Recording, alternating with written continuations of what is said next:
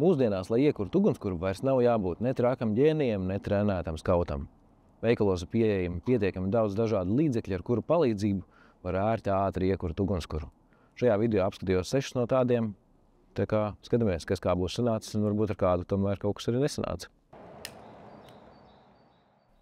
Kā pirmais iekura variants – priežu skaidru rullīši, kas piesūcināti ar parafīna vasku un ražoti Somijā. Ērti paņēma, iekurināja, nolika, kur vajag, vai nolika, kur vajag un iekurināja. Viss ļoti ātri iedegās, nav īsti svarīgi, vai pūš vējš, vienmēr degs, un tu zini, ka pēc 3 minūtēm vai ātrāk tu varēsi slikt klāt malku. Kā otrā opcija – balta iekura plāksne no petrolejas un hidronusierinīta. Ieņem, ka tautā vienkārši sauc par sauso spirtu.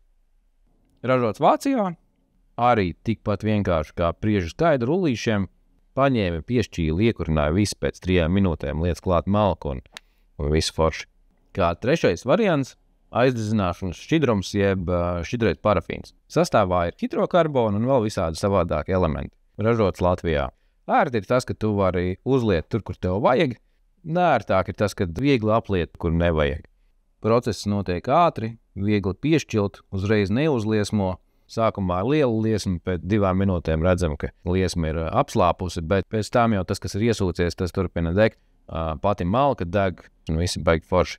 Kā ceturtais iekura variants – porainas kokšķiedras plātnes lucīši, kas piesūcināti ar augu vasku un ražoti Polijā. Šis ir ekoloģisks iekurināšanas variants. Ir salīdzinoši grūti iekurināt, vajag ilgāk paturēt šķiltavu. Tāpat tās ir jāstās līdzi, vai nav tiešā vējā, jo klucītis, kamēr nav iekurinājies, viņš diezgan viegli dzēšās nost. Tomēr tajā brīdī, kad klucītis ir iekurinājies, tad to jau vairs nekas nespēja apturēt, un viņš deg pietiekami ilgi, lai iekurtu arī malku. Kā 5. variants – sausas degvielas tabletes, sastāvs nav norādīts. Tabletes ir ražotas ārpus Eiropas Savienības. Pieņem, ka tur citi standarti, nav viss jānorāda. Salīdzinoši grūti gāja, par vienu reizi piešķilt nepietika. Principā piešķīli, sāka degt, likās baigi forši viss, un tad vienā brīdī viss. Es pieņemu, ka mazā vēja brāzmiņa kaut kāda uzpūta, un viņš arī viss apstājās un viss. Vairākas reizes tika piešķilts, pēdējā reizē jau tā ilgāk, tad iedegās un viss kārtībā. Bet salīdzinoši vairāk ko darīt.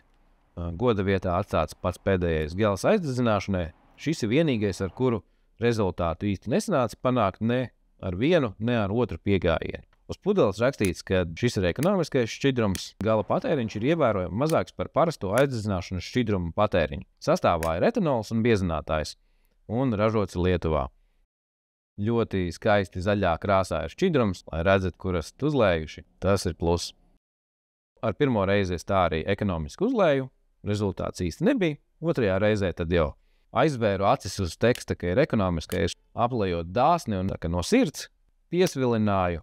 Kaut kur aizdegās, tas, kas noticēja, tas dega, tas, kas palika uz malkas, tas nedega.